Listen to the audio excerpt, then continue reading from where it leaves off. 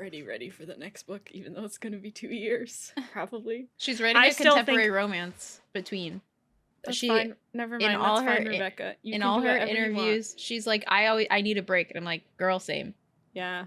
Hey, everybody, this is Kat. And this is Rachel. And you're listening to the Smut Peddlers podcast, a show for people who love books, especially when they're smut. We discuss our likes, our dislikes, and share all our favorite moments with you. Today we're talking about Onyx Storm by Rebecca Yarros, so grab your favorite beverage and get ready to burn with us. We couldn't help ourselves. We had to talk about this book. The Emperyon series has everybody in a chokehold, including us, and we could not be any happier. Guys, spoilers, okay? Please get the fuck out. If you have not read Fourth Wing or Iron Flame or Onyx Storm, we are just going to talk about anything and everything. So just, if you plan on reading them, please leave. I don't want to spoil anything for you. Yes. Let's talk about our ratings.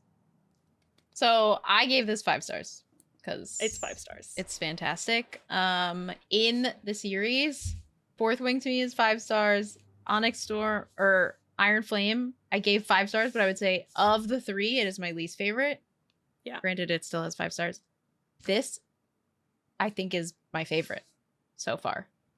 I think that there's a difference for us. I would agree it's 5 stars. And I think that the difference is, like, if I'm going to recommend a book to you, this series is a 5-star series. So yeah. I think that when you compare it to, like, all of the other books that I've read, Onyx Storm is still a 5. I would say Iron Flame for me is probably a 4.5, but, like, the miscommunication thing doesn't get to me as much as it got to, like, a lot of other people that were reading the book. Yeah.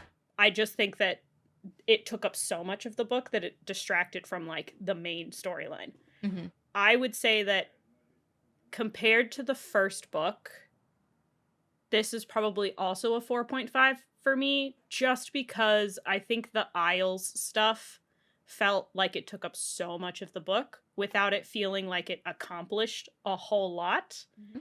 It just kind of felt like, it felt almost like Arik did in the first book, where it's like, oh, we have to do this to, like, put the lore in and set stuff up, but we didn't really, like, get very far. Mm-hmm. And I just felt like in Fourth Wing, everything felt, like, intentional the whole way through. Yeah. But it's still a 5 compared to a majority of other books that I read. It's so good. Oh, yeah, it's fantastic. I like so Rebecca's very good at giving you, like, small hints. Like, she'll mention something for, like, a millisecond in one location, and then that shit comes back. Like, it will come back and you go, oh, yeah, that's right. You did say that. Oh, no. Yeah. So spice for rating. The spice ratings. More spicy than the first 2 books. We were teetering between a 3 and a 4. We settled on 3.5. The thing that was keeping us in this, like, maybe it's a 4, is our shadow daddy uses his shadows finally for extracurricular activity. Yeah. The only reason for me that it didn't end up being a 4 is because he does use them, but it's literally, like, to hold her hands above her head. And I'm like, bro, you got extra limbs, basically. Please, do something. He wants to touch her. Yeah, but you could do, like, there are more places to touch than there are hands that you have. Utilize them. Let's go. Please. So I don't know. I wanted more. I mean, yes. I also think that it's keeping on par with the other books, though. It is. And I think that it's a well-rounded, it's not, like, too smutty for a lot of people. Like, I'll read anything. I'll go all the way up to the 5, but I know a lot of people are like, this feels like, if you're not hugely into the smut aspect, there's so much in this book that you don't have to even read it, and it's still super enjoyable. Oh, yeah. Throughout the whole book. There's so much content to be. Agreed. To, like, latch on to, that I think there's something for everybody. Alrighty. So, there's so much for us to get through. We read this book in 2 days. We went to it wasn't a midnight release because we're on the West Coast, but we went to It was a midnight release party, but we got it at 9 p.m. Our time because it's not midnight for us. Yes. So we went to like a Barnes & Noble release, and then we picked up the books, got in the car, and drove out to a little cabin and just like was in the cabin for like 2 days to read this book, and it was great. And when we got home, I at least was dead. I could not consume any other information. My brain stopped working. I just sat there, and my husband came in and was like, "Are you okay?" I'm like, "I can't." I immediately started streaming when we got and home. then you streamed for so long, and I literally couldn't. I could barely pay attention to your stream. I don't know how you did any of it. I was impressive. I have many boxes, and I put on it. Oh my god, just like her. My brain went in a box. Just the Violet, like, this is gonna go in a box, and I'll think about this later. Future me will deal with this. Yeah, we'll get into it. I kind of organized this of like favorite things, complaints, and then like all of our theories and stuff.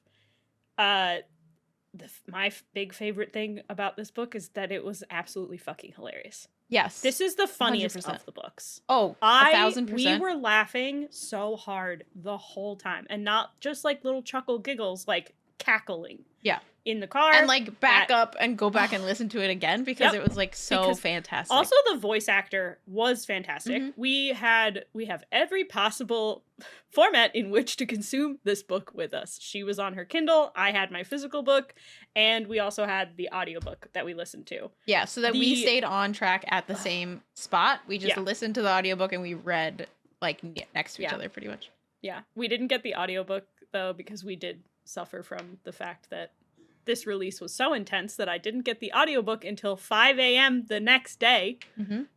So instead, I physically read the book to me. read to me in the car on the way there. I read out loud from my Kindle because it has the like very mild backlight.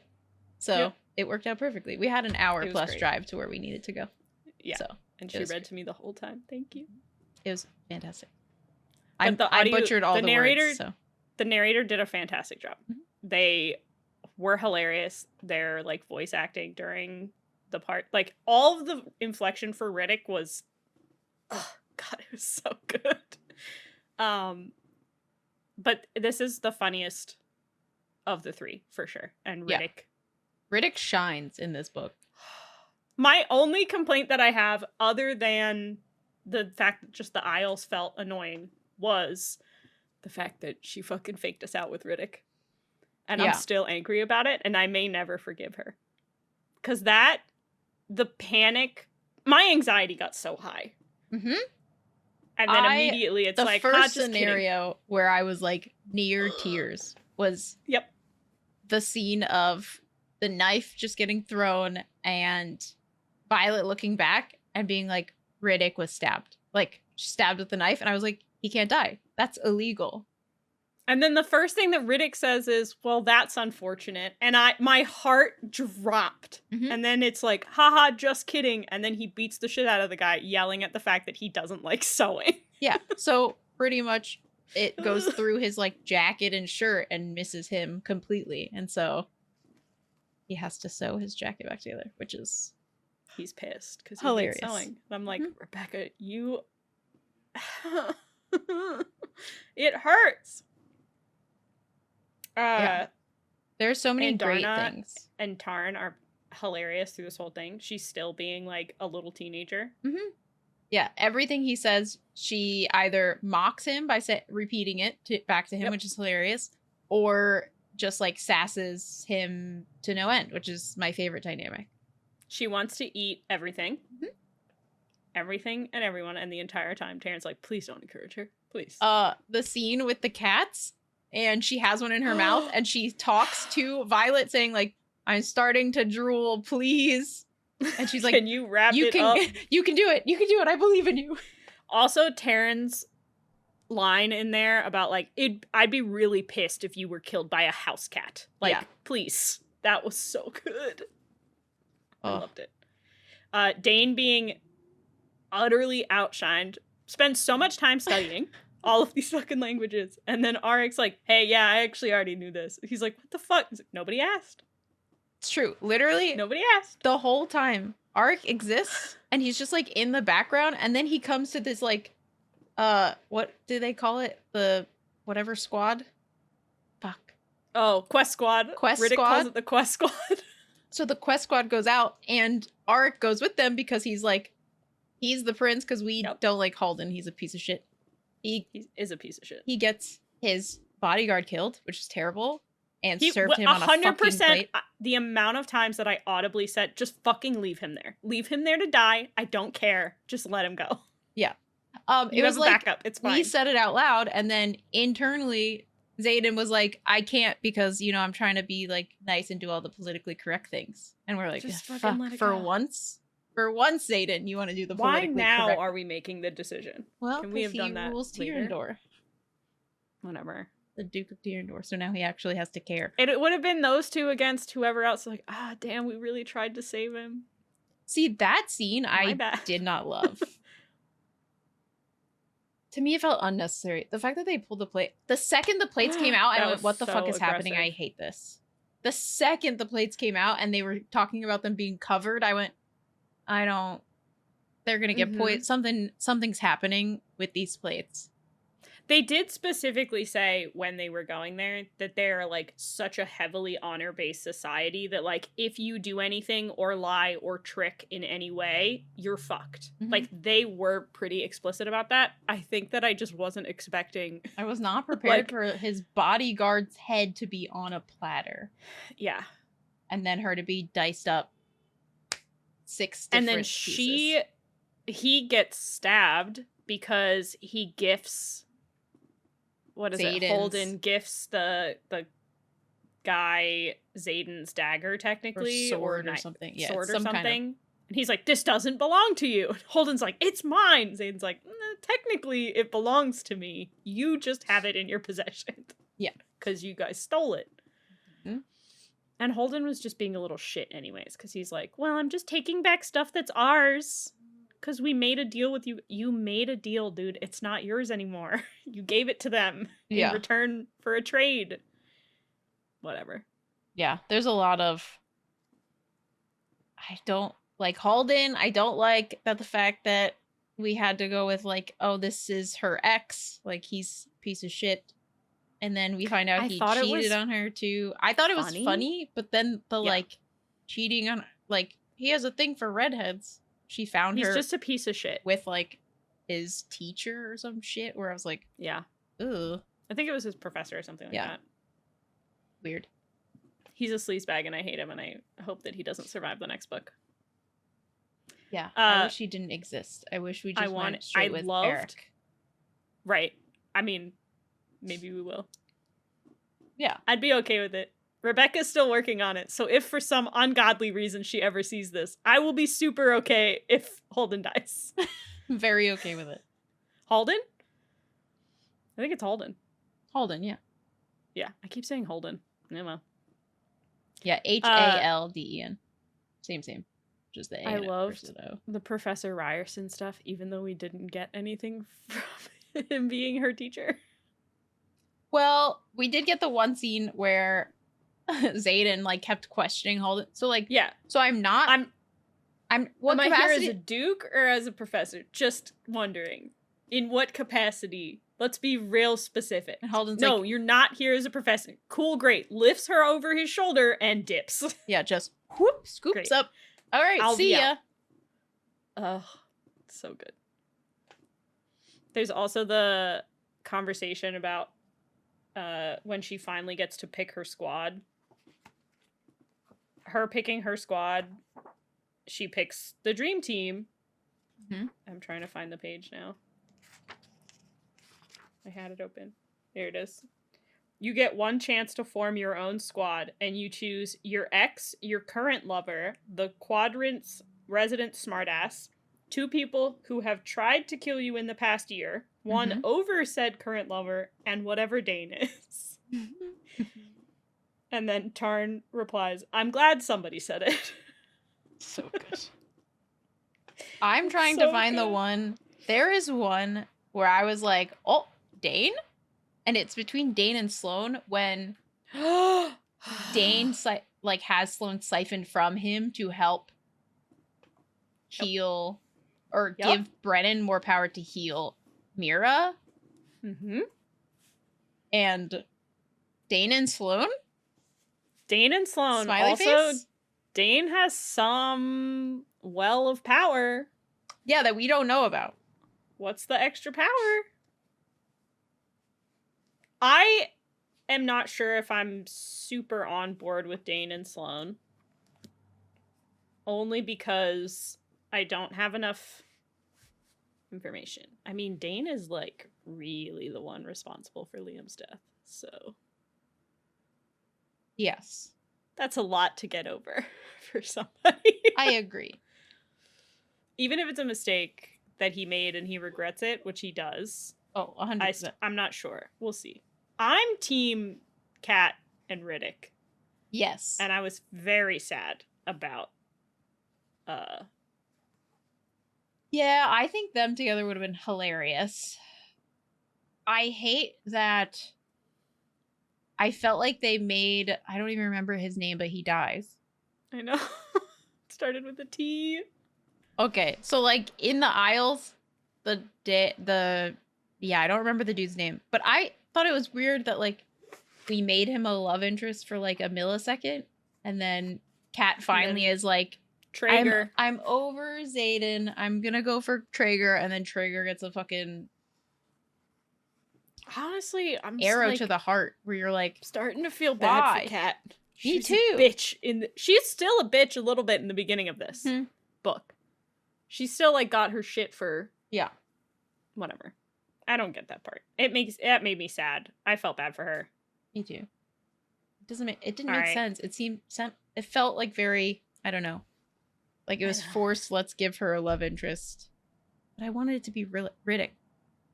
It made sense that it was Traeger though, because like they meant or said a bunch of stuff about like Traeger's had a thing for her for forever. I just think it's just. I would like Kat to have some sort of peace at some point. That'd be nice. Yeah, I agree. There's like a bunch of scenes. At pretty much every scene that Riddick is in, I was cackling.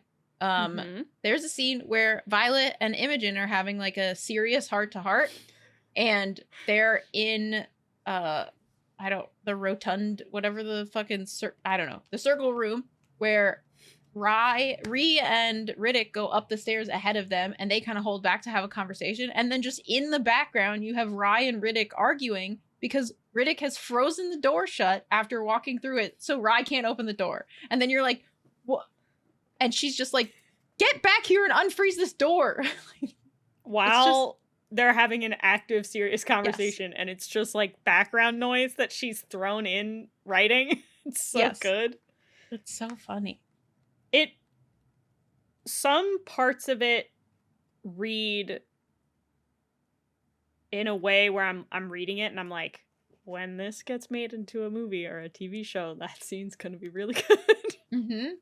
See, or maybe it's not just that, but it's like some of the stuff that she writes feels more three-dimensional, where it's not just like, look at this one thing in front of you. It's like there's background shit that's going on too, and you're getting like the whole movie instead of just this, like, she didn't write foreground. book 3 until after the TV show was already planned. Books 1 and 2 have less of that. That's true. And so my thought is that she put some of that in here so that it would be able to be better captured in a TV show. Possibly. I'm not mad about it. I like it a lot. I also think that it lends, like, the way that, and we could have a whole conversation about just this too, of like the way that writing has changed for narration for audiobooks and stuff. Like there's a lot more dialogue in books because that's become a huge thing. And I feel like this is another thing that's happening too, where like you're getting that more of the background setup, but also background conversations. I like the way that this is going. I'm already ready for the next book, even though it's going to be 2 years, probably. She's writing a contemporary romance between. That's she fine. Never mind. in all That's her fine, Rebecca. You in can all do her whatever you want. interviews, she's like, I need a break, and I'm like, girl, same. Yeah. I go fantasy, and then I'm like, I need a contemporary romance to like Well, clean she's my also brain out. written a lot more contemporary romance before she started this, so it's not like totally out of character. No. Or like out of left field. No, I haven't read any of her contemporary romance yet. I should try it. Yeah, they're probably Maybe great. soon. They probably are. We just have so many books on our TBR. I have too many. That's one of the reasons why I'm like, I don't know if I can add all of her. I got this whole bookshelf is unread books. Mine's not. Except for just these, which are Throne of Glass. That's it. Well, you Everything have else Valley, is Ledge, all that stuff is there. I could see it. That's true. There are a couple more. But I reorganized a bunch of the shit. So this half, this is Lights Out, and then Valley, Ledge, and Chasm, and then these two are Throne of Secrets and Throne of something else. Mm-hmm. Carrie Maniscalco books. I need to read them so bad. Okay. Theories. We have Holy God. Do we have some theories? Much. We got halfway through the book. We were on chapter 35. And we realized there's so many questions. We had so many. We wrote a whole list out, and it was 15 questions of like, what's this thing? What's going on here? What's like it? We felt like we had a lot to keep track of, and then I was forgetting things. So we wrote out a whole list. A lot of the stuff got answered just from reading the book. Like, what was Eric's signet? We figured that out. Precognition, which is kind of crazy. Being able to see the outcomes of events, like anything, and not being blocked by Mark Ones is wild. Mm-hmm. And we didn't find that out till the last fucking fight scene. The last goddamn second. Yep. But the whole time we were like, he hasn't manifested, but he's fine, and no one seems to care that he hasn't manifested, but like, what's the deal? Mm-hmm. He's such a wild card. I'm so excited for him. There was some other stuff around like her dad's research. He's great. Yeah. So like one of the big things that is it bad that I feel like he's like a replacement for Dane? Like he just yes. I feel like they're going to be two separate, like very different. They will be, but it definitely does feel like whatever was Dane's role in the last book, like he's just kind of like, and it's my role now. So now Dane has to find some other way to be useful. So Eric got put onto the Quest Squad because we got rid of Halden because he's a piece of shit. And so we kicked him off of Quest Squad. He doesn't deserve to be a part of it because he doesn't think about anyone but himself. So Eric came in as the role of, you know, king's son, prince situation. And so Dane was there because he speaks a bunch of different languages and he's like stuttering through trying to like connect the dots. And then Eric just responds in the background, fluent in every language that they speak. And Dane's like, you speak this? He goes, yeah, I've been taught since I was a kid. And he goes, you didn't think to tell anyone? Kind of there. Dane's like, what's the purpose of me being here? Like he actually says like, why am I here? And Eric's like, no one ever asked. But I think Eric and Dane are gonna stay close. I think Eric is gonna be what causes Violet and Dane to like become friends again. Like I think they're in this book they feel more acquaintance and Violet's like forgiving him for a lot of things because he really is making up for it. He did not like we get to the end of Iron Flame and we learn that like he didn't actually know what his father was doing. And so he saw... And he actively betrays his dad in this book. Yes. Because he goes and gets that thing for her. And, like, he has to make that decision. And I think Violet knows. Yeah. And is like, okay, great. Cool. Brownie points. Yeah. For not I think that trusting your dad. Eric being there, they were friends. Like, the three of them were friends from childhood is how you kind of figure out how they know Eric. Or Cam, I guess. But he wants to go by Eric. Yeah. I don't know. I like the three of them. I like the idea that, like, Violet's gonna have someone that isn't just Rhee and Riddick and Sawyer. Like, I'm excited she's going to have someone that has known her for a very long time in these next coming books because of the current state of Xaden. Our current, what the fuck is happening with Xaden? Because... Yeah, the end of this book... It's a big curveball. Let's go through stuff through the beginning. So yeah, we'll go through some theories and stuff. There was a conversation, one of the like top lines or like the opening things that are before the chapter. I don't know what you would call them. A little I don't know. Prelude to chapter what's headers. To come. Yeah. Chapter headers. We had one that talked about the 6 original like top wielders. Yeah, there was a point in time where there were like the 6 strongest wielders existed all at the same time. Mm-hmm. And they're the ones that like we talked about in the last book of like they fired the stones or whatever to protect the wards areas. Yeah. And it was like Lyra and whoever the other person was. Yeah, there were a bunch. So we kind of have a theory that everything that's talked about is 6. Like everything is in a set of 6. So it's 6 gods, 6 dragons, 6 of these powerful people. Our theory is that there's actually 7 because as we know, the original it was 6 dragons, but really it's 7 because Andarna's an Irid. So our thought is whoever transcribed this information didn't just change the information about dragons, could have changed the information about everything. Since 6 is like, seems to be their like holy number or whatever. That maybe it actually because is 7. Originally how they figured out that it was 7 was because there was something that they like translated wrong. Yes. So there's the 6 dragons that are actually 7. Mm-hmm. I think that there is an extra god for sure. So we have 6 gods, and like they've talked about the fact that like each god has their own island.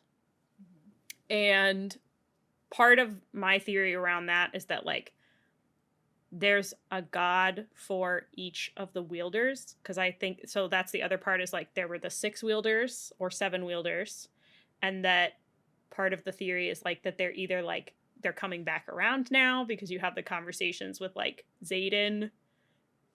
That whole thing too about that other kid getting shadows is still, I'm like, dude, it was one fucking line and then it was not talked about for the rest of the book and he just disappeared, and I'm like, where is that kid? What happened to him? So I've seen a couple things online, theories that like I very much agree with and didn't really know how to put into words fully. But a big thing has to do with the magic. And they talk about it, and they've been talking about it since Fourth Wing. Nature likes everything in balance. And since Xaden took from the earth and took magic, his magic is no longer seen as like quote unquote good magic. So they need to counter him. And so we were given a new signet with shadows. I hate it. We so also much. have this idea that like the original 7, so we are thinking it's 7. Maybe there were 6, but now Xaden would then be 7 for our wielders, became Venin. And that's where all of these new kids getting signets, or I guess young adults, these new people getting signets had to counter those original 7. Yeah. So we meet Theophany. And then this, okay. We meet Theophany, and Theophany wields the sky, which is Mama Sorrengail. So Mama Sorrengail was the good energy or good power to counter Theophany. So each powerful being is going to have a counter in our like squad, or someone down in the like good power, I guess. Okay. And this is how you were, because we were talking slightly before the episode, which you made a very good point that I did not get until you said it, that Berwyn, you think, is the counter for Violet. And the reason is, I don't think... So if this theory is correct, and each person has a signet that counters another Venin signet, I don't think the one that counters for Violet is lightning.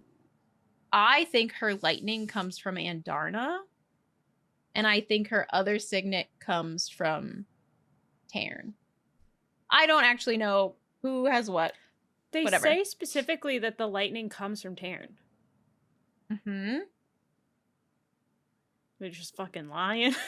I don't think, at least I don't think her lightning is the one that counters one of the Venom. I think that that part makes sense to me. I think the part of like, if they have a counter, it doesn't necessarily mean that that person has to be a counter for the full person, but a counter for that power specifically. Yes. With the fact that like so many of the marked ones have 2 signets, I don't think that the having 2 signets, they don't ever mention the original 6 having anything about 2 signets. Like, that was a thing that started so late because it had to come from like people bonding the same dragons as their ancestors or whatever.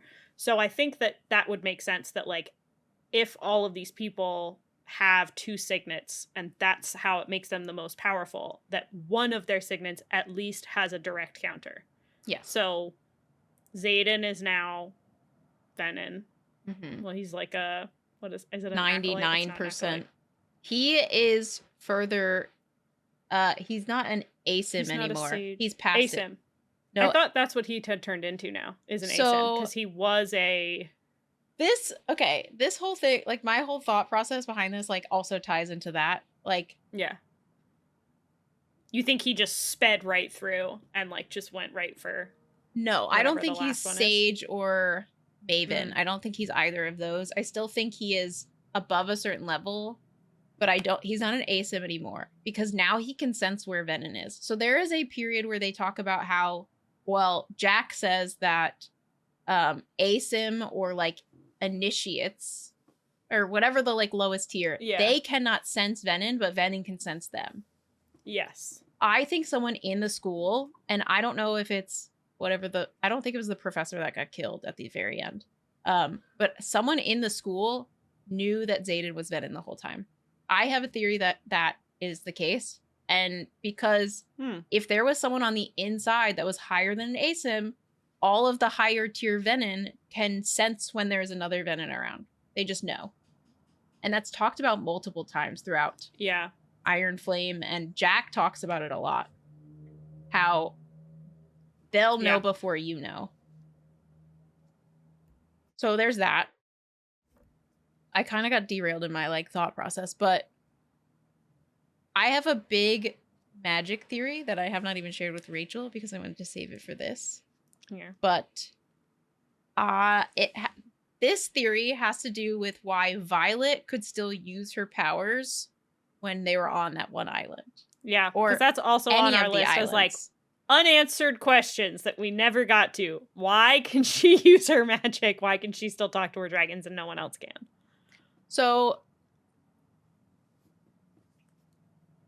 I think that Violet is the counter to Berwin, and the reason for that is because of the dream walking.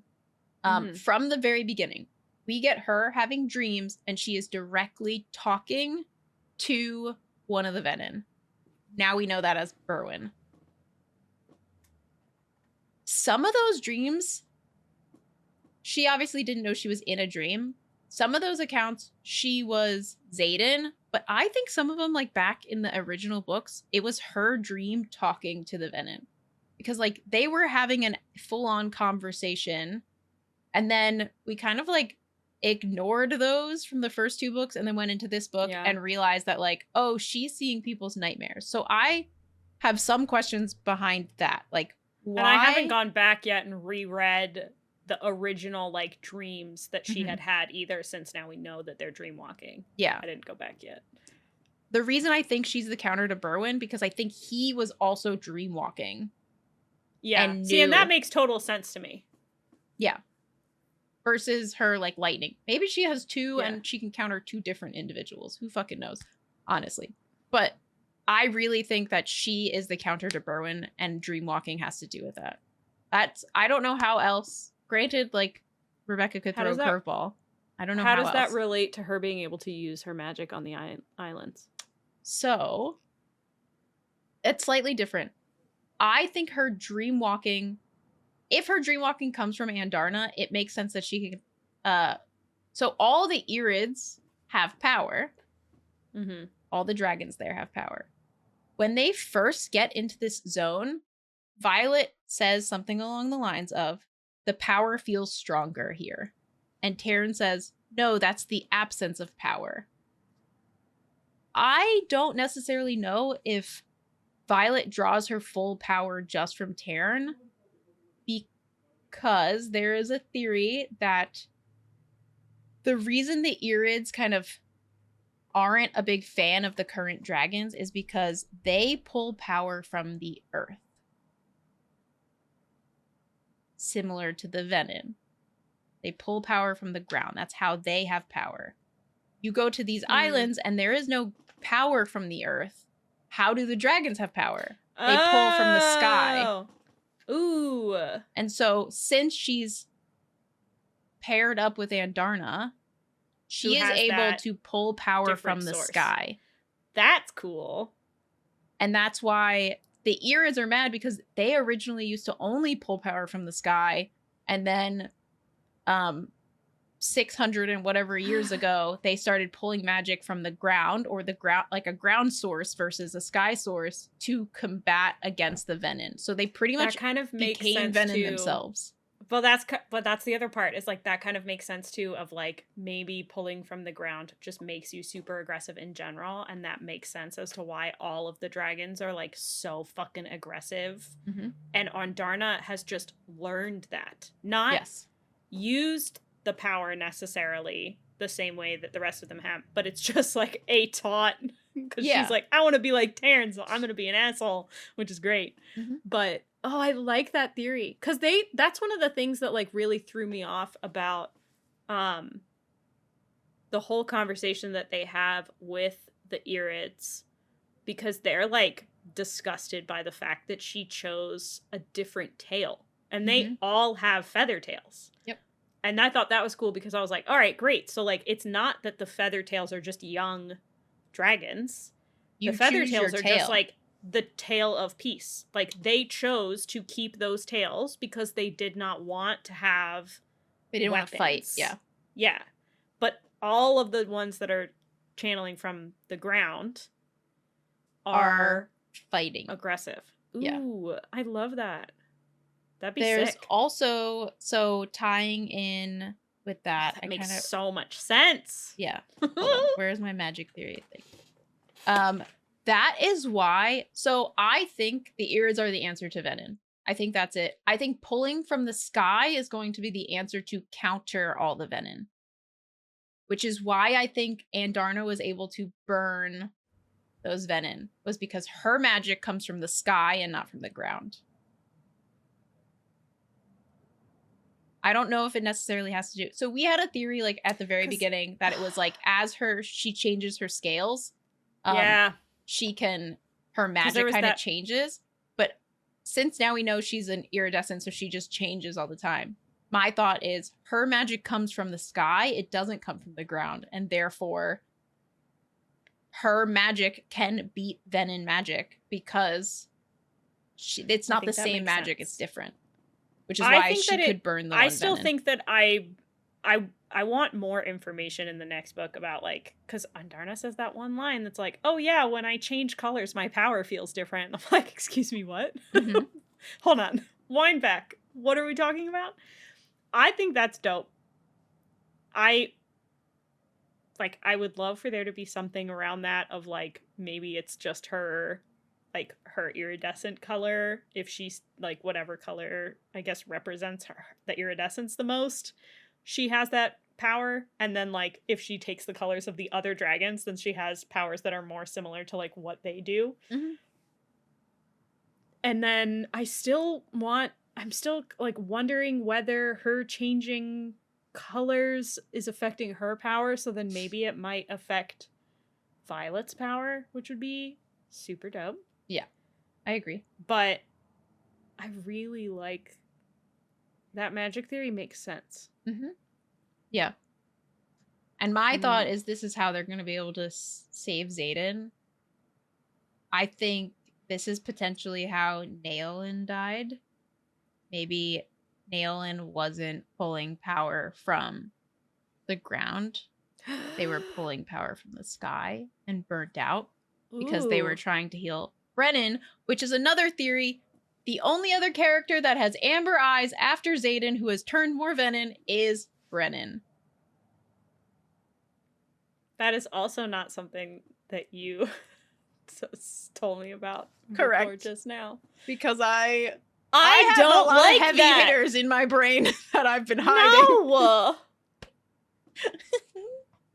I think Brennan turned venom and Naelin saved him by channeling from the sky and somehow burnt out. But I don't think Do you think Brennan's still venom then? Or do you think it's like Brennan might he be died healed. And now... Yeah, that's what I'm wondering. Is it a Brennan died and now he's back but he's fine because he had died already? Because that could kind of make sense, because I have a theory about, because we talked about like the 6 places, the 6 gods or 7 or whatever, and then we haven't even really touched on yet the fact that Vi got dedicated by her dad. We have like a whole fucking thing that's all dad. I know, there's a whole nother thing about dad. God damn it, dad. This man was a wild card. Now our new saying from Fantasy Fangirls is going to have to be, God fucking damn it, dad. Yeah, God damn it, dad. Great. I'm down. God damn it, Dane. Now we're in God damn it, dad. Yeah. I think that, because there's a bit at the end where Theophany is referencing a hymn. Mm-hmm. I think that the hymn is the god of death. I think that it's Malik. I think that each of the like 6 or 7, I also think that there's like a 7th god that we don't know about, because everything has to be 7 for my theory to work. Yeah. But I think that each of the 7 riders has a god that's like gonna be their patron or whatever. Yeah. Theophany, I feel like it was Dune, and then she gave her soul over to... Right. And now it's Malik. Because I think that Malik is the god of death. So I think that he's like the Dark Wielders thing, which means that he would be Xaden's. Mm-hmm. And then Dune is Violet's. We both think that Riddix is the god of luck, whose name I can't remember right now. It starts with a Z. It's the... Zinal, yeah. And then we've got Hedion, who's the god of wisdom, who we all hate right now for killing. Well, we don't hate the god of wisdom. We hate the people that were. So it's just like religion. It's not necessarily the god's fault. It's the people that are practicing. Sure, fine. Whatever. I don't like the people that are practicing his religion. True. And that's as political as we'll ever get in this podcast. Yep. We've got Hedion, who I don't know whose his would be, but like Riddix definitely Zinal. And then Amari, who's Queen of the Gods, who we find out is the like, I guess, patron of the main continent, whose name is actually, I keep wanting to say Amaryllis, but that's not right. My brain just said it's Amari. Amari is the god. Yeah. But I can't remember what the name of the continent is now. Amarelli. Amaryllis. Something. Something. Something that sounds like the god's name. Amarian. Amarians. My brain keeps going Amalfi because I've been watching TikToks with that Amalfi Jets guy on a repeat. Mine keeps doing Amaryllis because I read Forget You Not or whatever pretty recently, and that's her name in the book. Which is another really great book. Yeah, I don't know. And then the other thing with the 7 gods or whatever, I still think that some of the original 6 or 7 are still alive. I think that Theophany is one of them, and that Berwyn's one of them. And yeah, I think Lyra, they're all... who was the lightning wielder, is either still alive or she died, because she has a lot of passages in the like headers of the chapters. I think she might be any of the counters would be like Venin. So like I think Lyra, or she might be Venin now, or she's died and that's why Violet has lightning. Yeah, because that would make sense. Because if we're saying that like there can only be one lightning wielder at a time, it's just that there has not been another time that all 6 of those things have been alive at the same time.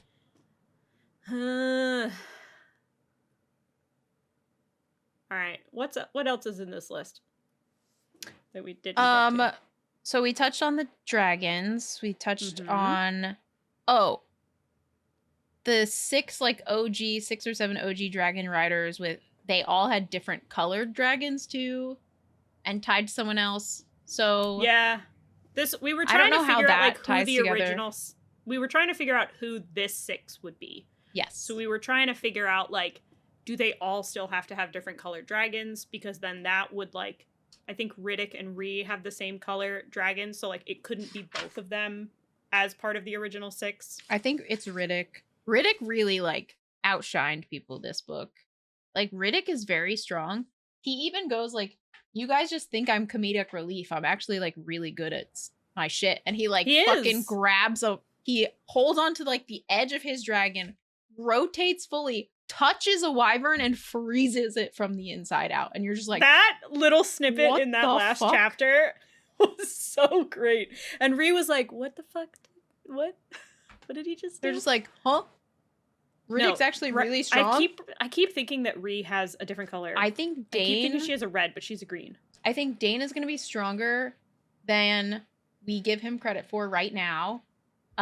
They kind of brushed this off, but Sloane siphons from Dane to Brennan to heal Mira, who gets like her fucking throat sliced by Theophany. And when Sloane touches Dane, she makes a comment of, no one should have this much power. Referring to Dane, who is like shoving power at her to give to Brennan. And you're like, excuse me, Dane, do you have a second signet that we need to know about? Because we know about one. And someone just plays it off. I don't remember if it's Violet or someone else, but someone plays it off of like, oh yeah, as we age, our powers get stronger. I'm like, that's not a good enough reason for me. True. Well, because I don't think that it's about his getting stronger. I think it's genuinely like that well of power that you were talking about, because he's not stronger yet. He's the 2nd year. 3rd year? He's a 3rd year. Yes, but someone else in that conversation played it off in this idea that like as their powers age with them, their powers get stronger. And it's like, she siphoned from Mama Sorengale and did not make the comment of, you have a lot of power.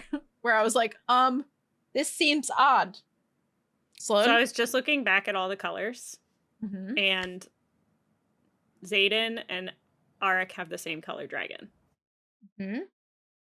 So that would kind of fit with the theory that Xaden's not part of the now original 6, because he would be replaced by Arik as the blue dragon, if that theory is real. That hurts. Ouch. Ree has a green. Imogen has an orange. I don't know who else has an orange dragon. Not sure. Riddick's is brown. Yeah. Sloane's is a red, but so is Dane's. I think Dane is part of the original. Sure. Yeah. Yeah. Just from that one line alone. Yeah. It makes sense. But obviously, so we could have a black dragon replacement though, because Violet would be the only one who could do an Irid.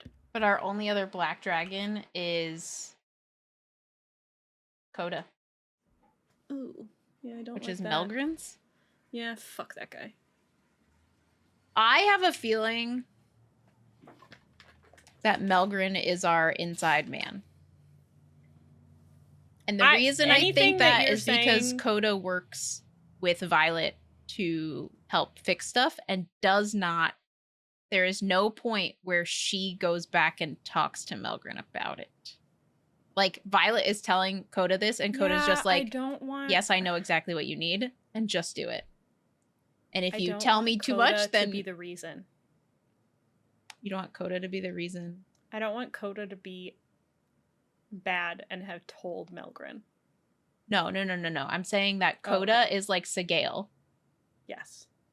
because the dragons, but like because maybe Melgren hasn't gone fully, they're still tied together.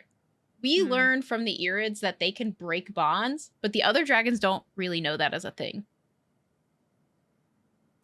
Yeah, I don't know how that part didn't. I didn't get that. Maybe I almost want it to be like an Irid specific thing. I feel like the way they said it was that like because all dragons can break like bonds.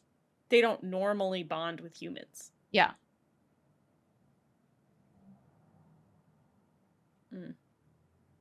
I don't know.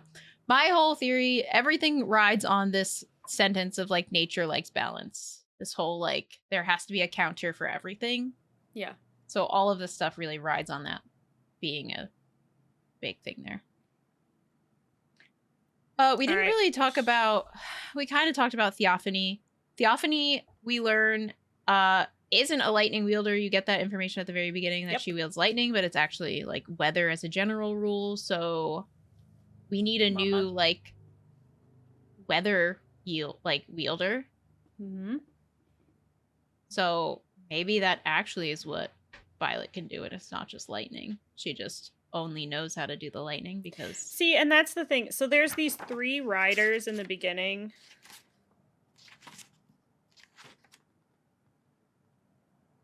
Avalon, Baelor, and Lynx. I think Lynx does end up manifesting a signet. I can't remember what it is. I can't remember if Baelor and Avalon end up manifesting signets. But, like, they have to be important because she wrote them in the beginning of the fucking book in this chart. And then there's first years the with random unmanifested signets, And then there's Headley, who's a 3rd-year flyer.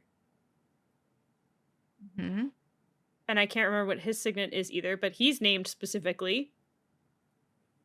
Yeah, but he's a flyer. So he's Bragan, Nev, Traeger, and Kai are Griffin flyers, and then there's Katarina and Marin are the other flyers that are mentioned. I don't know. This is all referring... We're talking about the chart in the front of the book if you don't have the physical book, but there's a chart that has everybody and their dragons and their signets. And griffins. Yeah. And then the world leaders. Also, that one, the queen dying, the poor milk. Oh, that one killed me. That one was sad. I was like, no, we liked her. Yeah, she was like the one person that I was like, she's going to help save everything. So, yeah. Let's see. And now Takaris is king because he was the next in line, which means Kat's now the actual heir. She's first in line, which is terrifying. Yeah. I mean, great for her because, like, I'm down. So what? We're going to end up with Eric. I want Eric to end up as king. Eric and Kat. Kat will be queen. He'll be... Xaden will still be duke or whatever of... Not Navarre. And Violet is now Duchess of Tyrrendor. Yeah, he's gone. Because they got married! I'm butthurt that we didn't get to see the wedding. Yes. I'm upset. I'm very sad. Also, the fact that the last lines of this book are from Imogen. Because Violet says, "What did you do?" My head snaps towards Imogen, and a deep sense of foreboding takes root in my chest. She slowly lifts her gaze to mine. "What you asked me to." So good. She fucking wiped her goddamn memories so she couldn't remember any of the shit. Yeah. We talked about the hymn that Theophany was referring to. I still don't know if it's Malik. I like the idea that it would be a god, Malik, but I also, in the way you read it, it kind of sounds like she's referring to Berwyn because she is not... God, what is their breakdown? But she specifically says it's not Berwyn. Oh, yeah, she doesn't trust... There is a line where she talks about not trusting him. She doesn't trust Berwyn, which this is why, like...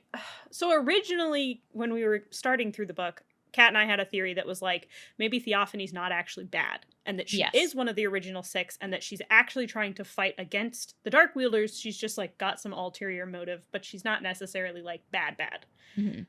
I think she's bad after at this point. The last bit of the book, the whole first half of the book, like when she's first introduced, though, I didn't think she was. We do not know who him is. My theory is that it's Malik. I also think that it could be that the him is actually whatever this unknown 7th god is. That's a possibility for sure. and that guy's, I mean, it could also just be that, like, they have a big head of dark wielding instead. It's not any of the gods. Yeah. And also, Berwin kills a dragon. Yeah, with a dagger. Huh? Just they also refer to Berwin having a son, and that the professor was the only way that he could get in contact with his son or make sure his son is protected. So he has a son that's I missed in that the part school entirely. Oh, okay. Hold on. Or at least I don't remember that part. I think I was very focused on other things. I re-listened to Zayden's chapter 6 times because you I was said like, you listened to it his doesn't chapter a ton. make any sense to me. Violet, or I re-listened to Imogen's and Rhiannon's a lot. Okay, let's see. This is not. It's further. Hold on. I have to get to this because this one to me is what really stuck out for me. Is this, like, he talks about his son. Will you forsake me? Blah, blah, blah. Okay, yeah, this is where he...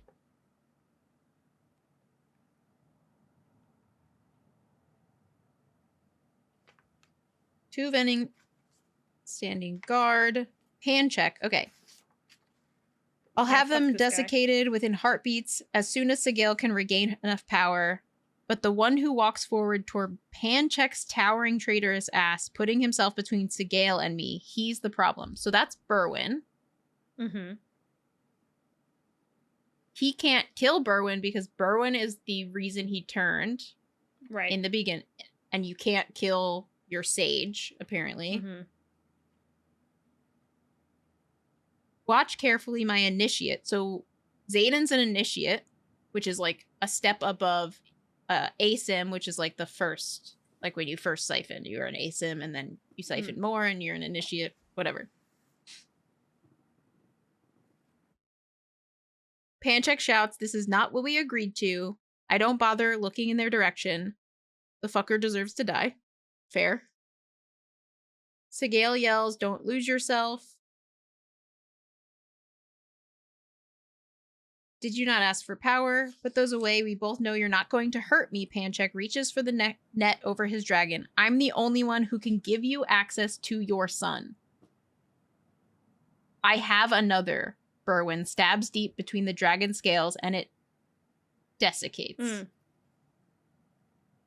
Green draining from its scales and shrinking in on itself to a husk. Berwin just killed a dragon with a dagger. How the fuck is that possible? But it's that I'm the only one who can give you access to your son. Who the fuck is Berwin's son? I don't know. Berwin's son? Yeah, it would be Berwin's son. It's Jack. It has to be Jack. Because they talk about him being the son all the time. To Berwin? I don't think it's Jack. Because... I think it's Jack because... I think it's someone who's not Venin.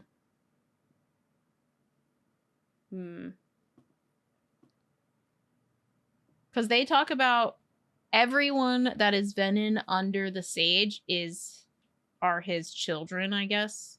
Yeah, and it's Zayden's brothers. So, like, he talks about the new person that's just turned, which is the other thing we haven't talked about yet, is... At the end of this book, someone else now has become Venin, and it's someone close to Zayden.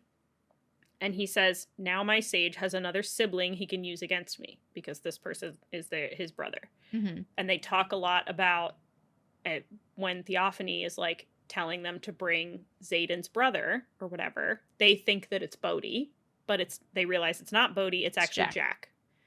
I think that Panchek is saying, "I'm the only person that can get you to Jack or that has access to Jack," because that's accurate. Like, because as far as we know and as far as Panchek knows in this, Panchek is the only one that he has that's inside.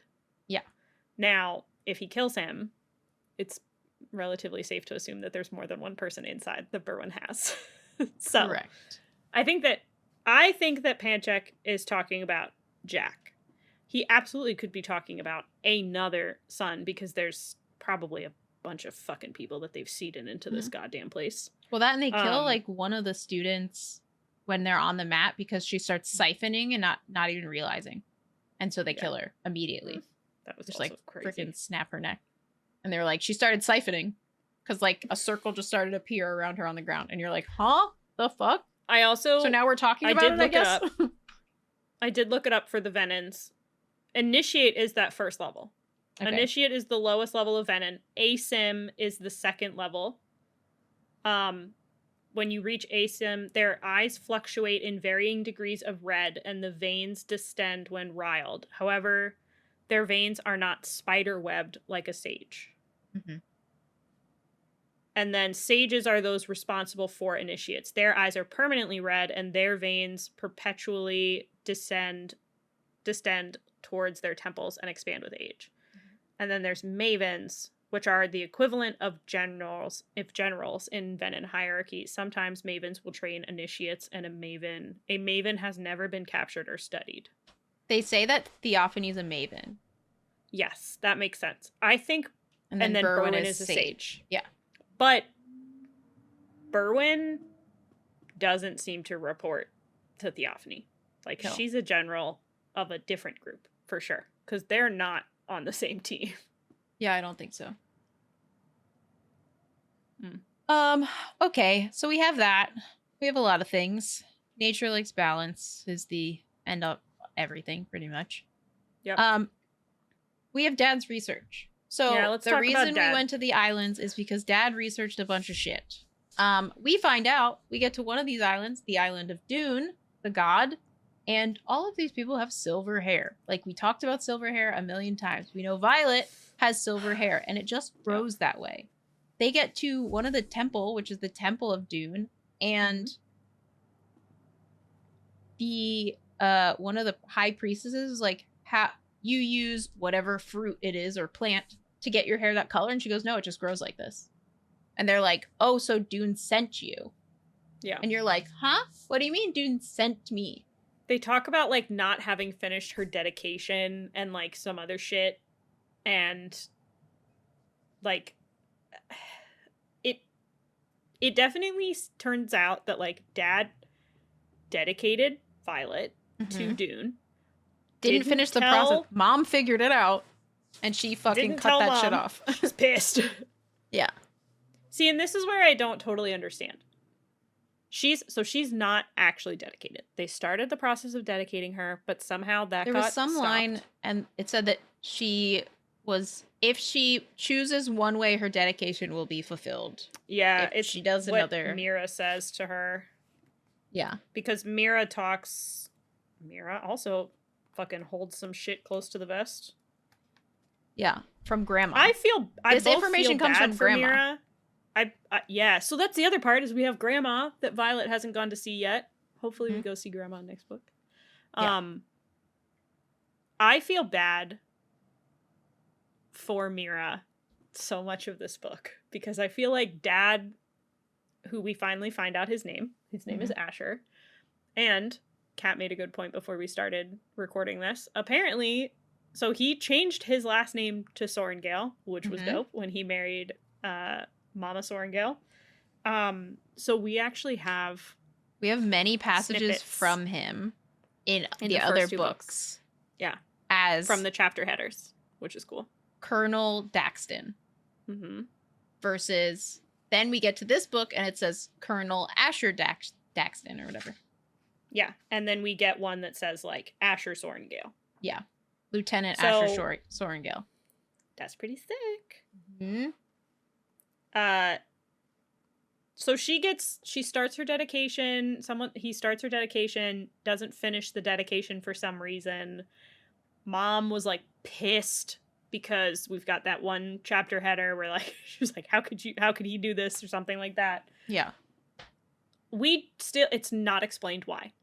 It's not explained why, and it's also not explained what the fuck does this mean and why does it matter? Like, also, what does that actually do for her? Eric somehow knew has been dedicated. Whether it's because he has precognition or he knew for another reason, we don't know. But Eric has been fighting from the inside. there's also definitely the possibility that, like, he could have known some other way because Eric and that whole family has been friends since they were young. So, like, I mean, I don't know why Dad would entrust Eric, the young prince, with that information, but no idea. It's possible. There's also still a part of this where we're not sure. I don't think it's Dad, because I don't know how Dad would get powers because he was a scribe. He wasn't linked to a dragon. Maybe he could have been linked to a dragon because a lot of his research was about Feathertails. Like, maybe one of the Feathertails accepted him. But I feel like between him and Mom, someone in there has some kind of knowledge of the future in some way. Or, like, there was a prophecy given to them or something. Because there's so much that he set up for all of this shit to go down that I'm like, how would you know any of this or any knowledge whatsoever about what's coming? So it's probably just based off I think it's all based off his research. I don't think he has any sort of power. I think he did a lot of research on those just like, isles. history's gonna repeat itself at some point. Here's all the shit I know in case it does. And it's just like happenstance that it is actually happening. I think he met the Feathertails. I think he met an Irid at some point, which is how he knew about the one being left. And since he knew about that one being left, he knew all of these things were going to occur once it hatched. To then, because the whole idea is that Andarna's a trial for the dragons. From the other Irids. thing that they were talking about too is like, how did he have time to go to all these islands? Oh, I don't know. I think he has power of some sort. Maybe. I think maybe he draws power from the sky. Cool. You don't need a He dragon for that. It out. The Irids were like, we trust you. Let's give you. I mean, maybe. Or he figured it out before some human on their side. He figured it out, and they were like, they watched everything that was happening the whole time. They watched them travel from island to island. They say it at the end. But they're like practically invisible, so maybe they watched him travel and realized that he had power and was pulling power without a dragon and was like, hey, buddy, what are you doing? That would be pretty cool. There's so much, literally there's endless possibilities. Yeah, I think it's like, it's got to be either like he has power and that's how they have the foresight, or maybe like one of the Irids just has foresight and told him like a prophecy or something. I think that it just being like, I'm prepared for history to repeat itself is like too simple. Yeah. I don't think it's the history to repeat itself. I mean, maybe, but I think that's less likely. I think it has to do with the magic in some manner. At the end, we find out that there are 6 missing eggs as well. There's a bunch of theories going around of what that is. I think that Xaden says something along the lines as one of the high priestesses owes him something. I don't know who that high priestess is, but that's the one that marries him and Violet at the end. Like, it's signed on a paper. That's how she, like, ring on finger, they're married. I don't know if it's Dune, if it's where she was fighting the one. Could have been the priestess that Violet saved. Be that? Well, because she like had to protect. Arik specifically told her, you have to protect this temple. And Violet's like, I swear to God, if some other prince has made some alliance without telling me. Yeah. Before, like, it's revealed that it's actually precognition. So it could be that. It could be her. But specifically, Xaden says that a high priestess owes him something, not Violet. Because that would definitely put the high priestesses indebted to Violet for being, like, the prophecy of Dune or whatever. I don't know where that plays a role. I think these 6 eggs were potentially brought to the Irids as, like, a peace offering. I think it could be cool if that's connected to your, like, magic theory of, like, maybe those 6 dragon eggs are all of the different colors, and the Irids are going to teach them to like, wield from the sky instead of the ground, and see if they turn out not vicious like all of the other dragons. Or that see if they can counter just like Antarna can. Or like maybe they raise them that way so that, and that's how it's the counter, because they're doing it from the sky versus the ground. Correct. That would make sense why they took 6 eggs. Yeah. And if those 6 eggs are all different colored dragons, which they technically don't say, they just say that they're 6 eggs, but yeah, they don't have any Irid eggs. Well, they don't need because them. Andarna was the only one. Yeah, but they also wouldn't But need like it because they they're all wouldn't like Irids. those 6 couldn't have been there couldn't have been an Irid as part of the 6 that got stolen. Correct. Because they don't have any Irid eggs. Yeah. So that's one of the things that happens at the end. They also talk about there are 4 people that are missing at the end of the book. We both Xaden have is 2 one of different them. theories of who those 4 people are. I know. I feel like the longer that I think about it, I think yours is probably more right than mine. But anyways, so like your theory is that the 4 people at the end, one of them Xaden, one of them is the turned person, and then there's 2 extras. So Correct. like you think that it's Xaden, Garrick, who is the turned person, and then Auric, Bodhi, and Auric are your 4. Yes. The only reason I don't necessarily know that my 4 is right, I just find it so hard to believe that after spending so much time forcing Bodhi to be at fucking Violet's side, that Xaden would let Bodhi anywhere near him and not next to Violet. My theory is that it's I think that Eric is actually the one that's turned. So I think it's Xaden. I think Eric is the person that's been turned. And then I think Garrick did go. And then I think it's Dane. And the one that's Dane is like, I don't know, maybe it's Dane, maybe it's Bodhi. But like, I just don't.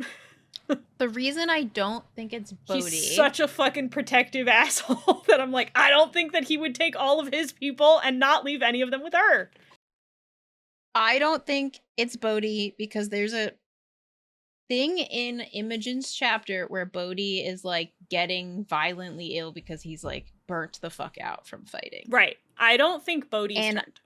I think Bodhi and Imogen have... It's like all of these scenes, I think all of those scenes overlap. I think Imogen, Rhiannon, Xaden, and Violet's scenes, they all overlap. We know that Violet and Xaden's overlap, but I think Imogen's and Rhiannon's are happening at the same time because there is a comment where Imogen looks up and sees something, and it is Xaden's shadows. Well, I think they're all happening at the same time. Yeah, because, that's what I'm saying. Violet's chapter... Which is why it can't be Bodhi, because Bodhi is in Imogen's chapter. Right. And Garrick disappears before the shadows come. See, I didn't think Garrick disappeared before the shadows come. I thought Garrick literally couldn't... I didn't think that he could actually do the... I didn't think that he actually walked away. I thought he walked away, but he didn't actually... He says something along the lines of, Imogen goes, "Where are you going?" He goes, "Well, I can't use my power anymore, so I have to find another way." And then he walks off screen. And then Imogen looks up, or like this happens, and Imogen is with Quinn's body and like with Brennan, and pretty much they got teleported back to wherever because Quinn dies. And then Garrick walks off, disappears from the scene, and then we flash to Rhiannon, who's fighting with Riddick, and then we flash to Violet, who's fighting Theophany, and then Xaden, who's has someone there with him, which is the only reason, because like of those people, okay, technically of those people, the 2 that we don't exactly know where they are Garrick and Eric, but Eric was with Sloane in like a scene before that. Granted, he could have gone literally anywhere. But I just don't think it's Eric. Yeah, I'm wondering like what actual, like how we figure out what the timeline is, because I think it's just such a short amount of time. Because there's the only thing that it says is outside the sky darkens further at the end of Imogen's chapter. So if the sky's darkening further, it could be that she's seeing Xaden's shadows moving. Or she's seeing Theophany's action just before. True. So I think Garrick walks away in Imogen's chapter. She sees the sky darkening because Theophany is like hitting her peak against Violet. The storm. And then we go into Violet's, which that is happening. Violet is currently fighting against Theophany with the storm. And then in Violet's scene, she says, I love you to Xaden. And that's overlapping with what Xaden sees, where there is a person who has turned who he doesn't think would have turned. And then he sends his shadows out and he sees Dane. I don't remember if he sees Arik. He sees Imogen, who's looking up. So we know Imogen is accounted for. Rhiannon is with Riddick fighting at that time. So it's neither of them. This is why I think that it's the either timeline's Eric or shorter. Garrick. Yeah. Because I don't think there's enough time between Garrick saying goodbye and Imogen looking up at the sky for him to make it to Xaden. Well, he teleports. Because that's his power. But that's what I'm saying is I don't think you're just saying that you don't think right. You're saying that he said that he doesn't have enough power to teleport all the way to Eurasia, but he might have enough power to teleport. Okay, I'm on the same page with that now. And then he siphons, and that he starts siphoning, and he's knocked out in front of Xaden. I think Xaden sees him starting to siphon and like fucking just smashes him in the back of the head and is like, go to sleep. I can't fucking deal with you right now. Why are you doing this? That would be funny. Which is then what causes Xaden to siphon more to then counter Berwyn and everyone. Because he knocks out Berwyn immediately after with his shadows. Has he known for 5 months? Yes. Garrick has known the whole time. Garrick and Bodhi are the two that have known the longest. And it's been for 5 months? Yes. Okay. Because he turned in like December or something. Right, because the only other thing that you and I had talked about where we're like, it has to be someone who either knew already, but I still think that it could be Eric, because if Eric has precognition, I think Eric absolutely could have known from the start, since he knew. Yeah. But there's definitely like a argument to be made about like, would Xaden know at the time that he's having this thought that Eric had precognition and has known this whole time? I mean, there's a potential that Eric, I don't think Eric's been, it hasn't been 5 months since Eric has gotten his powers. Because there was all this conversation of like, oh, it's been 2 months and no one seems concerned that he hasn't manifested yet. But they specifically say 2 months. And I don't think 3 months go by. Well, I think that even if that were his power, he sure as fuck wouldn't have told anybody that his signet manifested. But that means it's still 2 months. He could have been, his signet could have manifested, but we were told that he has been bonded with a dragon for 2 months. I see what you're saying. You don't think that there's enough even time if it manifested he bonded his dragon. Okay. I'll have to go back and look, because that... I don't know the timeline. Probably right. But the reason I don't think it's Eric is for that specific. Isn't Threshing in October? Or is that when they do the gauntlet? I have to go figure that out. That'll be something I go check on. I can't remember when Threshing is. Yeah, I don't know. I'm just gonna Google it. I don't know that timeline. Sorry, when is Threshing? For those watching, I've pivoted my chair because I have a cat on my lap now. So I'm crooked because Luna is on my lap. Luna, she's been trying to get on my lap since we started, and I kept like having my arm. Threshing is October 1st. Yeah, that makes sense. So October. And December, they're talking. December. That's 2 months. Okay. I think that it's possible. I think it's possible that he knows. The timeline fits that he might have because he would have manifested his signet 2 months. He would have had 2 months to manifest his signet post Threshing. Correct. When they get bonded with their dragons. To manifest the signet to then have knowledge since Xaden has turned. Yes. I think there's enough time. It's just fucking barely. But what's the end? When is it? Mid to late March. The first year, which is essentially the training period at the Riders Quadrant, roughly ends around mid to late March. Bruh, I don't even remember. I think it's possible. Conscription Day. I still think it's in July. But I think it's possible that it could be Eric. But I still think it's Garrick. I also said, like, when we were writing all of our notes down for this chapter and I told you that it was Eric, I was like, I think that yours is probably more likely that it is Garrick. But like the chaos of it being Eric. Yes. Like, I want the person that has precog, because I already thought that fucking Xaden with his Intensic shit being Venin is crazy and would be wild. And then I think if they also have someone that's got precognition and they've got some kind of hive mind shit going on, that's insane. Yeah. That's gonna be wild. I think the only reason it wouldn't be Eric, I think the only reason it would be Eric is if he precognition saw that he needed to turn to save everything. That's why. I think that he would have precognition and been like, have to. My other thought is I think that's why he gives Violet the Garrick.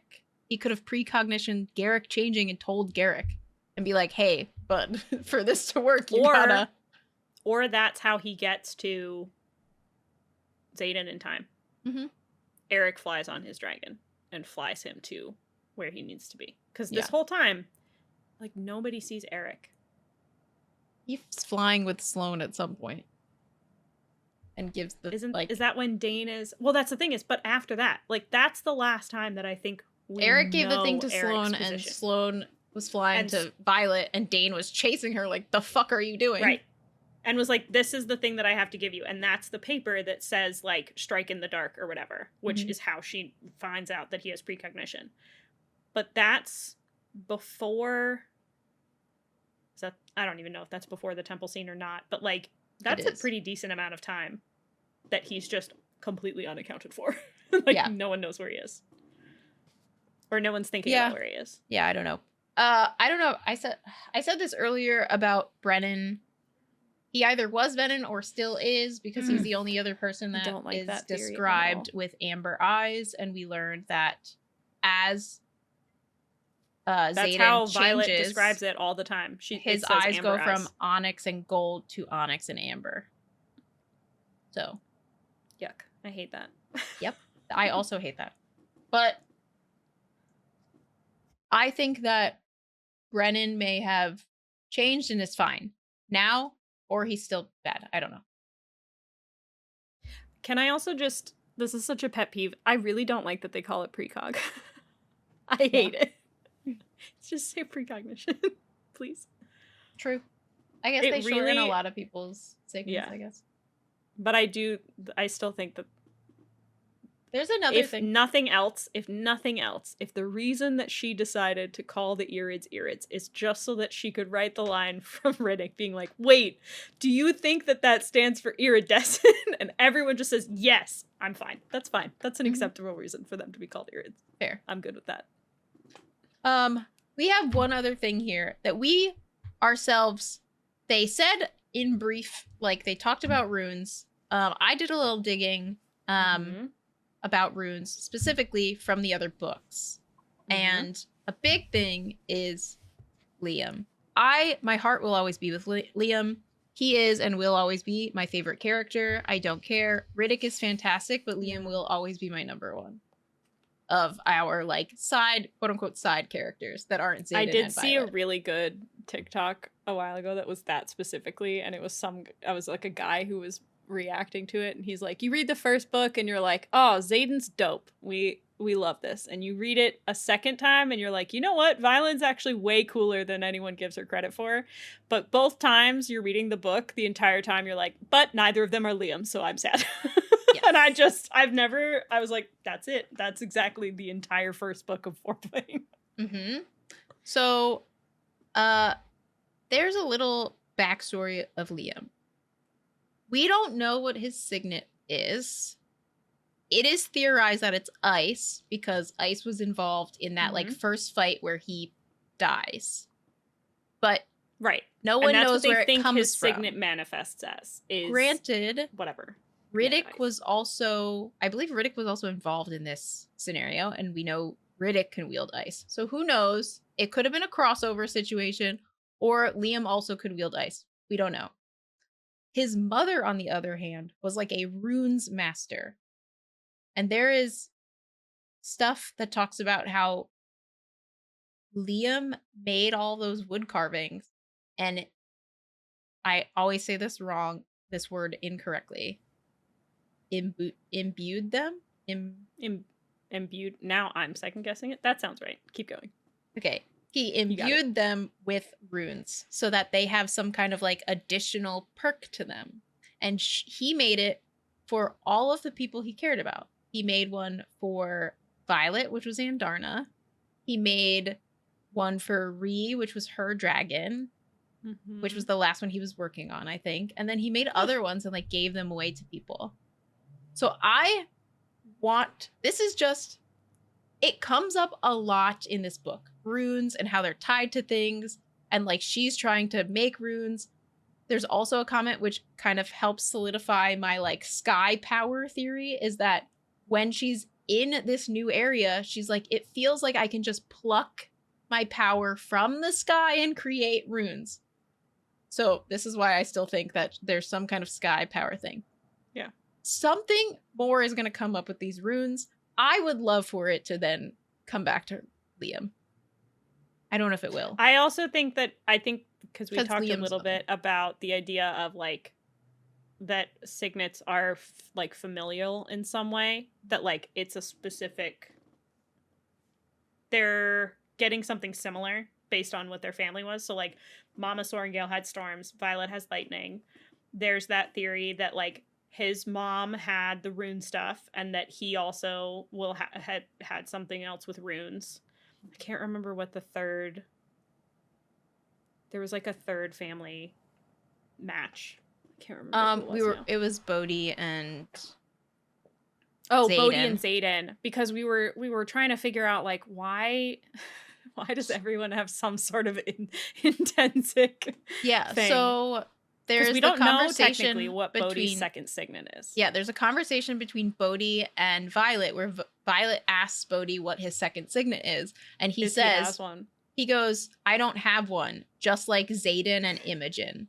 And both Xaden and Imogen are a form of intrinsic. Xaden's is much like stronger and he would have been killed for it, but Imogen can wipe minds, which is a type of intrinsic. It's just one that is accepted. I don't know. Dane is also technically a type of intrinsic, but one that is accepted. Eric, we're intrinsic, not totally not accepted, which is why he doesn't share it with anyone. Yeah, I think they're all going to be some form of fucking intrinsic, because Violet is also intrinsic. She's a dreamwalker. She would be killed for that. Yeah, it's crazy. I think our 6 people with power, like that's the 6 powerful people, are going to have some form of secondary intrinsic ability. So we're going to have, my theory is Imogen is one of them. I think Bodhi is one of them, but he's kind of like on the DL. Violet.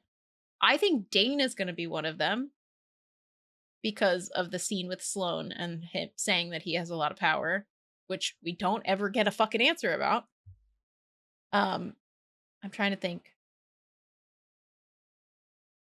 I think Riddick isn't necessarily going to have intrinsic. I think Riddick is going to be like way more badass than he had ever led on to be. I think he's going to be like very important in the end. I think he's going to be important in the end, but I do not think that he has a second signet. No, I don't think so.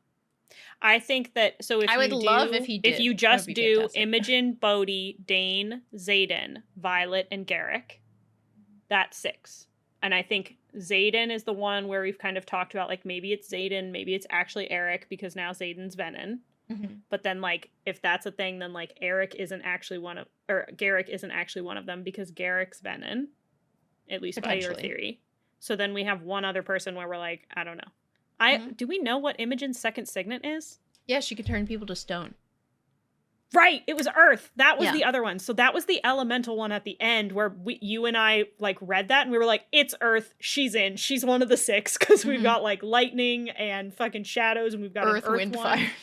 fire. My next thing was like, where's fire? Who's the fire wielder? Well, we killed off the one fire wielder, so we might get the 3 that haven't. Those list of 3 that we don't know. Wielder? That was what's her face? Fuck that bitch. Yeah, can't remember who she is. She was one of the squad leader, she was one of the squad leaders. They went out to one of the scenes where it was her and Violet, and Violet was like, chill the fuck lady. Out. Aura Bindhaven, she can go. Yeah, the whole time Violet's like, chill out, you have to like hold your power in. She goes, no, I'm ready for anything. And then fucking Professor walks out, Professor Grady, and she just fucking fire blasts him. She lights him on fire, and then the whole town. And we're like, the fuck is wrong with you? I literally, that whole scene, I was like, is this really happening right now? This is insane. Yeah. So, that was like almost too comical to have been real. She's dead now, so one of the three that's true. One of the three that didn't have a power could now get fire. It's really bugging me that I can't remember who is the fucking kid that did shadows. I don't know. Is it one of those three? Is it Avalon, Baylor, or Lynx? It is Amaryllis. I was right. I skipped to one of my... I guess I could have just searched their names. It's true. Oh yeah, Chapter 6, like our odds, the last time a Shadow and Lightning wielder fought side by side, they managed to drive the venom back into the Barrens. That's one of those. This also goes with, like, the same... There's, like, this one line where they're talking to the it's Irids. Lynx. It is Lynx that gets the shadows. Oh. Yeah, Chapter 46. What the fuck, Riddick whispers. Zayden glances behind me with his eyes flare. That's not possible, Imogen says. I turn around, reaching for a dagger, and then freeze completely. Lynx stands in the middle of the hallway, shaking from head to foot, staring at the darkness that envelops his hands. It's all right, Rhiannon rushes to Lynx's side. Breathe. You're just manifesting, Zayden says, putting himself in front of Lynx. Don't be scared. They're defending you. Fear, anger, whatever it is, level out your emotions and they'll recede. Manifesting. Shadows. I can't, Lynx shakes his head, and they creep up his arm. You can. Lynx slams his eyes shut. Good job. Now breathe deeply and picture yourself there. At the end, Zayden talks into Violet's mind. I don't understand. Our generation's shadow wielder. And Zayden responds, not anymore. Magic knows. Which is why I think that there has to be another one that gets fire. If that's one of the, like... Yeah. And then so he says he is the balance. Yeah, I think that... So this is the conversation that they have with the Irids where it says, and dragonkind has not learned their lesson either. While you, the male in the center's gaze, jumps to Atrum, who's Riddick's dragon. Gifted your human with ice. He dares to shift his focus to Tarn. You armed yours with lightning. And Riddick argues that's not how signets work. That's incorrect. I think the Irids... I'm, like, full down on, like, trusting the Irids. The Irids know way more than the fucking dragons do at this point. Like, if the Irids are saying that signets work a different way than what they all think, I'm super down to trust the Irids with whatever they're talking about. And then he says, and you, the male lowers his gaze to Andarna, our very hope, have handed this human something far more dangerous to wield, haven't you? Baylor may have been one of the first years that summoned. Something's happening. A quick glance down the tables makes my skin crawl. Oh no, that Baylor runs out and is fighting. Ben Haven's insisting at night point. That's right. They are fighting to, like, help with... I don't know. I'm trying to find... I searched Baylor in this. Drag him back. Baylor steps aside. He might not have one yet that they mentioned. I thought that they had mentioned Baylor at one point. Avalon began wielding fire last week, and Baylor has manifested Farsight. Fuck. So she did get fire. Ooh. Yeah, it was literally right after she dies. It says, Fuck. Avalon, this is chapter 16. Avalon began wielding fire last week, and Baylor has manifested Farsight. Like Liam. This is before Aura dies? Like Liam. Wait, what? I'm sorry, what? Hold on. Farsight. But they say that Farsight... This is when they have that conversation about, like, Farsight is a stupid thing because they can see really far already or something like that. Yeah. Like the dragons can see far. Unless... Like Liam. Speaking of signets, I'm starting to worry. Ree quickly changes the subject. Sloane is a siphon. Avalon began wielding fire last week, and Baylor has manifested Farsight. Out of quotations, like Liam, quotations again, but Lynx and Eric haven't manifested yet, and the clock is ticking. Oh, no. Oh, and then we find out Lynx is... What did we say? He's the shadow wielder. Shadows. Yeah, he gets shadows. So this, and then Eric's, we don't if we know, say quote unquote, shadows, fire, earth, storm, lightning, ice. Mm-hmm.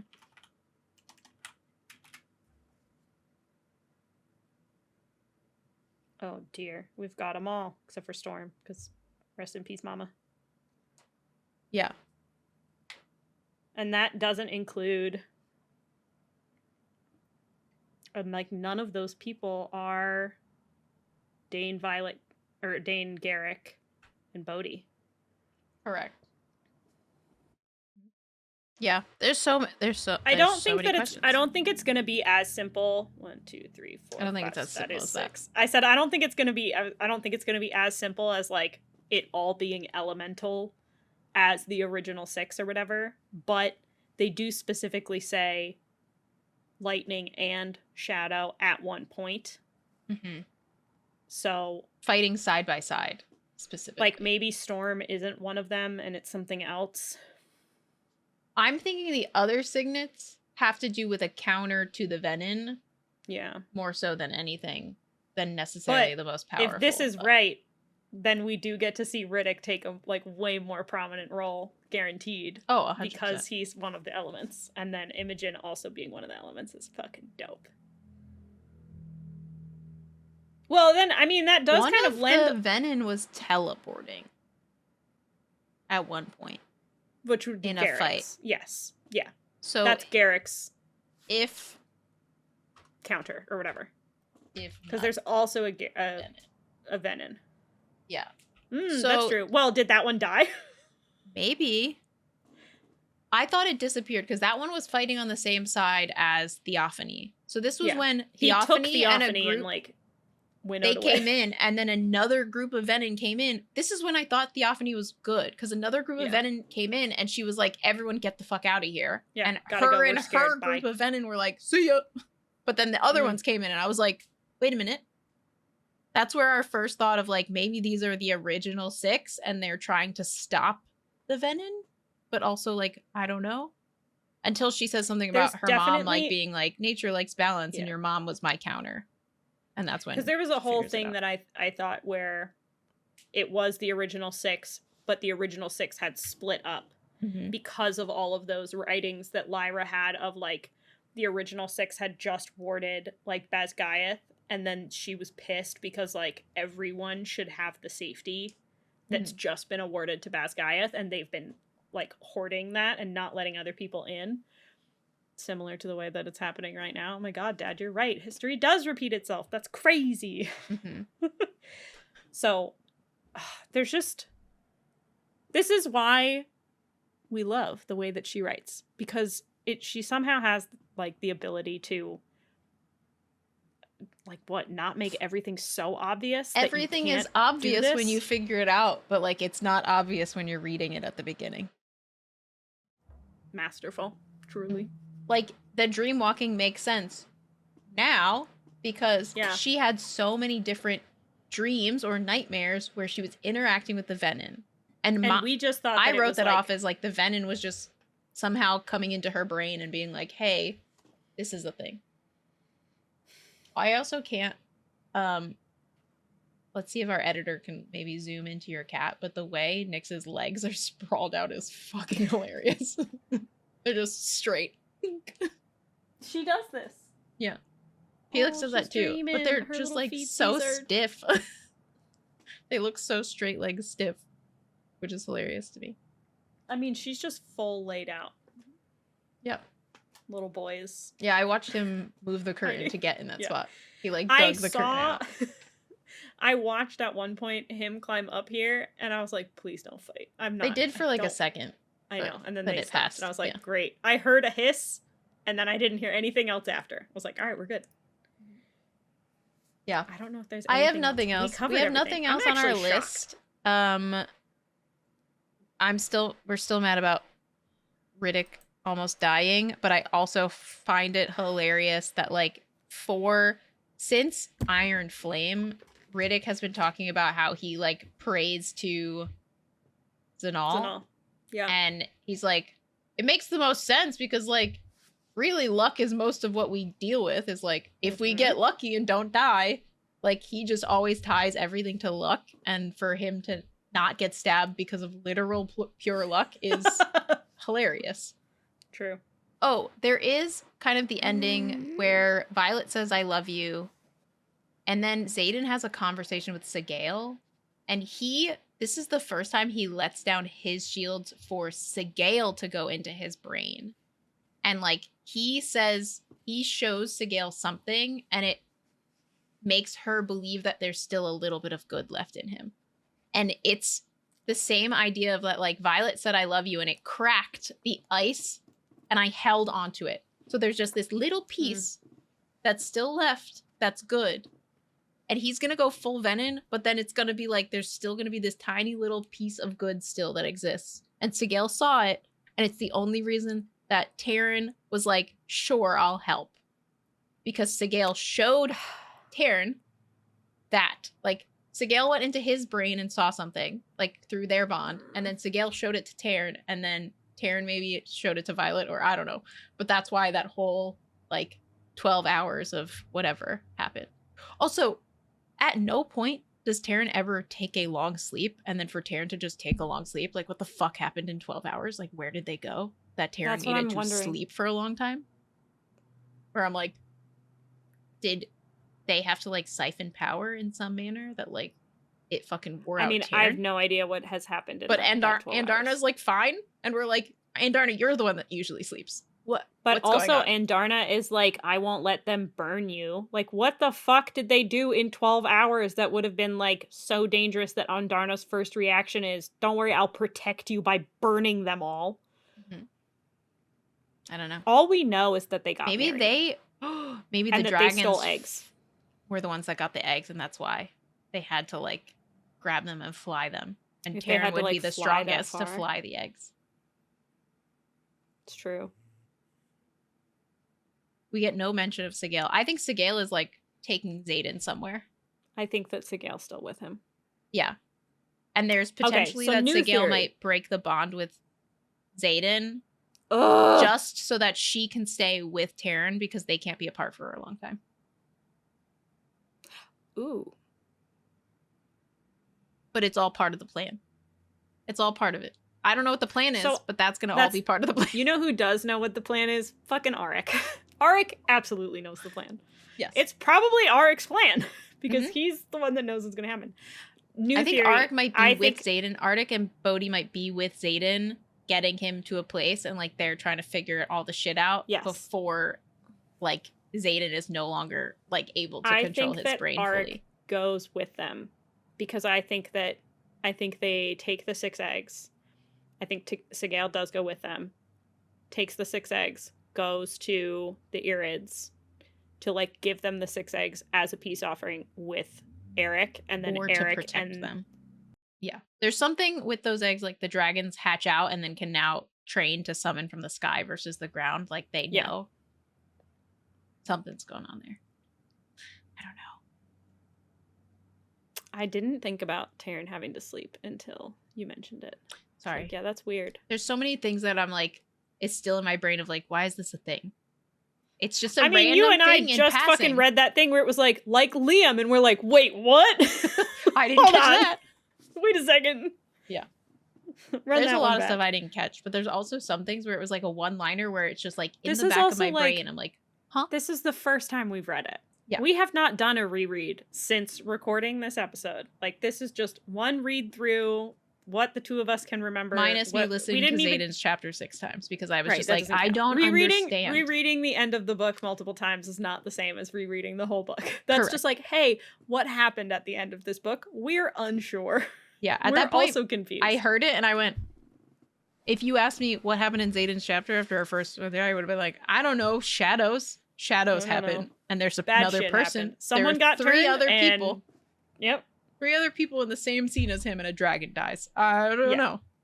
The fact that Dane is specifically mentioned in Xaden's chapter is why I think Dane goes with them. Because I think Dane finds out. I think Dane's one of the first people that's there to like find Xaden. Maybe. Because he's mentioned in that chapter.